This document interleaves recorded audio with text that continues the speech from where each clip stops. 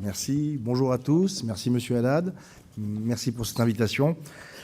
Donc, lorsque Monsieur Haddad m'a proposé de venir intervenir dans le cadre de cette conférence, dont la thématique allait porter sur les revenants, j'ai d'abord hésité, parce que, avant de vous expliquer mon parcours, cette thématique est, à mon sens, et au vu des recherches universitaires que nous menons à l'université Panthéon-Assas, où je suis enseignant, et à la faculté de médecine de Lyon 1, où je traite les problématiques de radicalisation et d'études du comportement humain, il s'est avéré que ces éléments-là, sur le fait que des individus qui sont partis s'engager dans un groupuscule armé pour mener des combats pour une idéologie, pour une religion, et qui voulaient avoir une emprise territoriale, et qui, à travers les différentes actions menées par la coalition et par les régimes ou les pays limitrophes, allaient donc quitter cette zone parce qu'ils perdaient le terrain et qu'ils allaient donc revenir pour mener une forme de combat en Europe, nous apparaissait peu probable en termes de volume.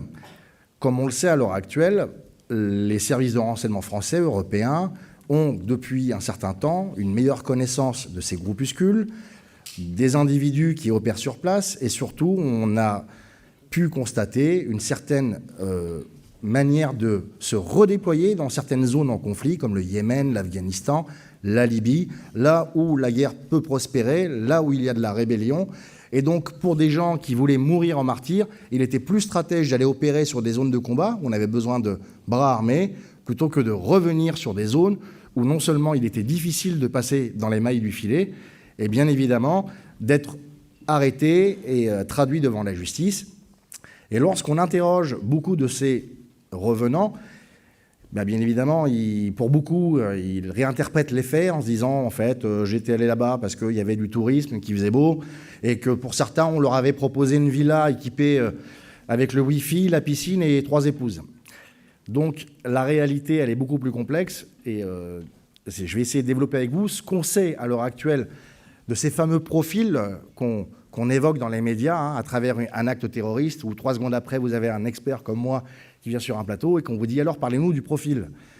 La difficulté, c'est que pour avoir un profil, il faut qu'encore l'individu soit arrêté vivant, ou qu'il se mette à parler, ou qu'on puisse mener une enquête d'environnement, ce qui paraît peu probable. Donc, au sein de ces groupes de recherche que nous menons avec le FBI et USC Californie, qui sont dirigés par le docteur Errol Souters, au sein de USC Californie, on s'est dit comment travailler sur ces individus qui, pour la plupart, sont à la morgue, après que nos forces d'intervention ont mené l'assaut, ou qui se terrent dans le mutisme, comme le cas de Salah Abdeslam, qui ne parle pas. Donc, plutôt que de parler de profil, parce qu'encore une fois, ça paraît difficile, on s'est dit, qu'est-ce qu'ils ont en commun? Y a-t-il un profil type? Non. Les histoires de chaque individu sont différentes. Donc, on s'est attaché à essayer de trouver des déclinaisons de liens, et on s'est attaché à leur mode opératoire. Sont-ils en lien avec l'organisation? Quel type d'action ils ont mené? Avaient-ils du soutien logistique? Avaient-ils été projetés? Donc tous ces éléments-là nous ont permis de décliner des catégories de modes d'opération par rapport aux éléments qui sont détenus à travers l'enquête et qui n'apparaissaient pas intéressants au début pour les enquêteurs, qui, je le rappelle, dans les services de renseignement, mènent en France un travail remarquable.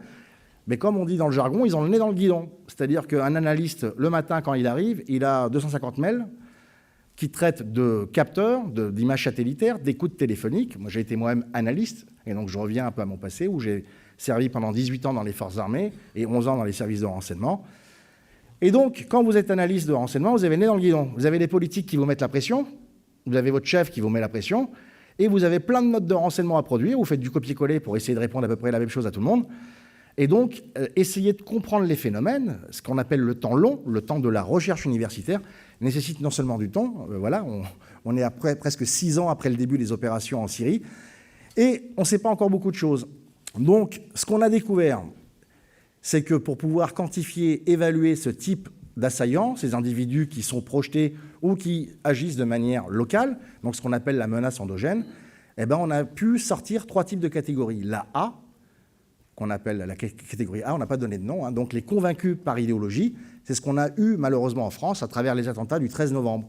Donc c'est des individus qui sont formés, qui se sont déplacés sur des zones de combat, qui ont accès à l'organisation dans son ensemble, qui ont des moyens dédiés et qui sont projetés pour mener des actions de manière coordonnée et dont la finalité est bien évidemment une médiatisation de leur acte à travers une confrontation et mourir en martyr.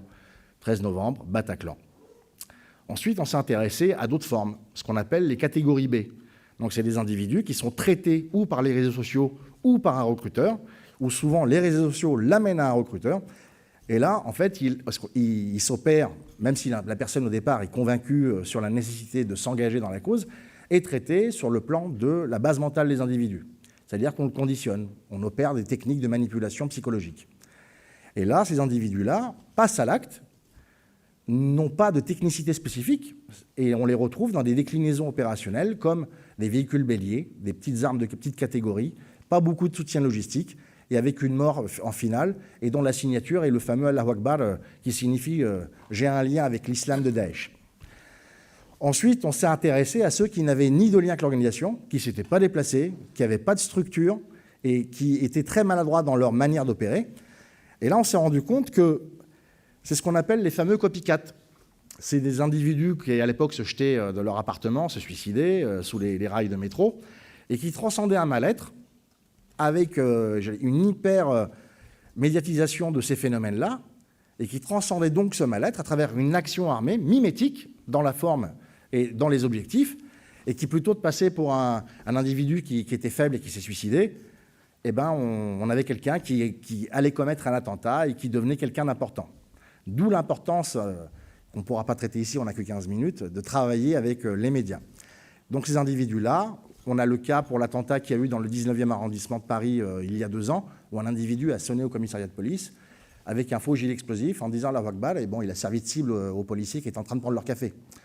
Donc l'effet recherché zéro, mais on en a beaucoup parlé. Et là, on a dit, oui, il a dit Allahu Akbar, donc il était lié à Daesh, donc Daesh est très puissant, voilà. Donc on tombe sur ces mécaniques-là. Et à l'époque, il y a quelques années, on s'était dit, oui, ok, on commence à mieux comprendre les phénomènes, mais on est en train de vivre une évolution. Une évolution comment? Sur les modes opératoires, sur les liens.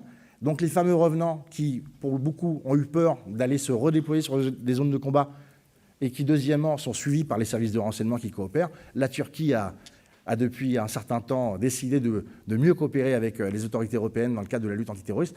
Donc on a un vrai suivi, une connaissance des individus qui circulent sur place, et les services français ont maintenant des liens, même non officiels, avec des acteurs qu'on combattait, comme l'avait dit Maxime précédemment, dans le cadre de certaines guerres asymétriques. Donc on a de la communication en échange. Donc quelle est cette fameuse nouvelle catégorie qu'on peut appeler D? C'est des individus qui n'ont pas de lien, qui veulent maintenir l'idéologie, qui ne sont pas traités par un recruteur, qui lundi, mardi sont des citoyens lambda, qui n'ont pas forcément de connaissance de l'islam djihadiste, des dérives qu'on peut avoir sectaires sur l'islam, et qui veulent maintenir cette forme de peur en passant à l'acte, mais sans mourir, sans vouloir mourir, sans vouloir avoir une confrontation avec les forces de l'ordre. Et je rappelle que le dernier attentat qu'on a eu, c'est un individu qui a déposé un colis piégé. C'est-à-dire que le volet martyrologie n'est plus l'axe ou l'objectif déterminant de leur engagement. Et derrière, on a le cas de certains individus qui ne sont pas morts, comme Salah Abdeslam, qui, après les attentats du 13 novembre, n'est pas mort. Donc on pourrait se dire que ça existait déjà. Et on a creusé avec la difficulté d'avoir de la donnée universitaire des autorités françaises, qui ont peur de donner trop d'éléments. Et on a collaboré avec les Américains, avec le FBI, avec les chercheurs anglais. Et on a découvert des choses assez inquiétantes. On a découvert, par exemple, que si on reprend l'attentat d'Orlando aux États-Unis, où une boîte gay a été attaquée par un dénommé Matin, que l'attentat de Nice avec le véhicule bélier, qui a fait je ne sais plus combien de morts exactement, je ne vais pas vous dire de bêtises, que l'auteur de l'attaque au marteau de Notre-Dame, que les frères Kouachi, que Koulibaly, ils avaient un point commun. Au-delà de vouloir passer à l'acte et de vouloir mourir pour certains en martyrs, et de se revendiquer de Daesh, je vais vous poser la question, selon vous, quel était le point commun? Vous avez le droit de répondre, il n'y a pas de mauvaise réponse. Ça, c'est un point commun. Quel est l'autre point commun? La haine de l'Occident. Oui, tout à fait. Bon. Oui. Alors, dans leur point de vue, c'était pas leur centre d'intérêt majeur, c'est-à-dire l'islam. Ouais. Eh ben, en fait, en grattant un petit peu, avec l'aide d'autres chercheurs, hein, eh ben, on a découvert que pour beaucoup, en fait, c'était des homosexuels refoulés. Et là où on n'a pas été bon, c'est qu'on tombe sur des vieilles méthodes. C'est des individus qui vivaient mal leur homosexualité, qui ont été traités. Pour certains, pas. Ça veut dire qu'ils ont transcendé leur virilité face à leur démon, qui, eux, considèrent comme un démon leur homosexualité. Et ces individus-là, pour très peu, sont passés à l'acte de manière autonome, et pour d'autres, ils ont fait, pour certains, l'objet de sextape. Tu es homosexuel, c'est l'Occident qui t'a perverti, on t'a filmé durant un rapport, on t'a hameçonné sur les réseaux sociaux de rencontres pour homosexuels, bah, tu as le choix. Ou on tue, on diffuse la vidéo à ton environnement, ou tu vas agir pour nous. Et là, on se dirait, bah, on découvre quelque chose. En fait, non, on ne découvre pas. Si on retourne aux années sanglantes en Algérie, dans les années du GIA, un dénommé Jamel Zitouni, qui opérait pour le GIA, avait été arrêté par les autorités algériennes à une certaine époque, où il avait été mis dans un centre de détention dans le Sahara. Et puis un jour, on l'a trouvé entre 2h et 5h du matin en train d'avoir un rapport homosexuel avec un autre prisonnier. Et les services secrets algériens à l'époque se sont dit, bon, bah, dans le cadre du terrorisme d'État, on a trouvé un candidat.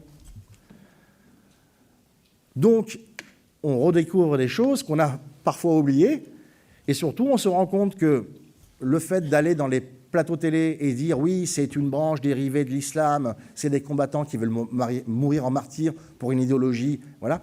En fait, pour certains, oui, bien évidemment, qui veulent en découdre avec nous, et pour beaucoup d'autres, je dirais que c'est surtout de la manipulation de ce groupuscule qui, que je le rappelle, pour beaucoup de hauts cadres, viennent des services secrets irakiens. Donc ça voudrait dire que maintenant, en termes de ciblage, de méthodologie, on aurait dû normalement commencer à mettre en œuvre des systèmes de prévention face à des individus qui vivent mal leur homosexualité, de par leurs origines ou par leur religion qui est transmise dans le cadre de la famille. Eh bien, c'est toujours pas le cas. Donc, la difficulté, encore une fois, c'est de travailler avec le temps long, le temps court. Encore une fois, je salue le travail remarquable de la DGSE, de la DGSI, de la DNRED, je ne vais pas tous les citer.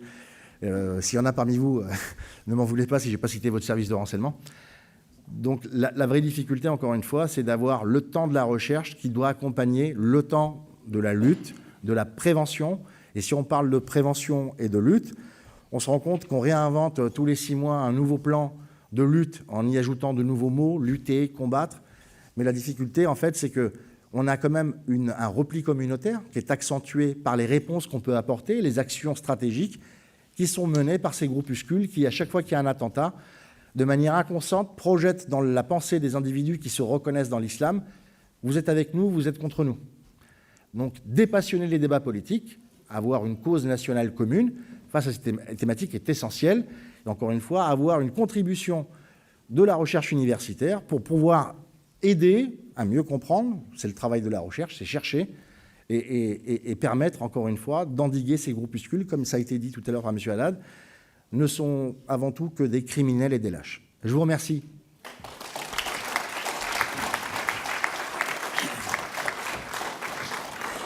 Merci, Shams Hakouf, pour cette brillante communication. J'apprends des choses personnellement. Et c'est la différence entre les inventeurs du concept de revenant et les praticiens. C'est toute la différence.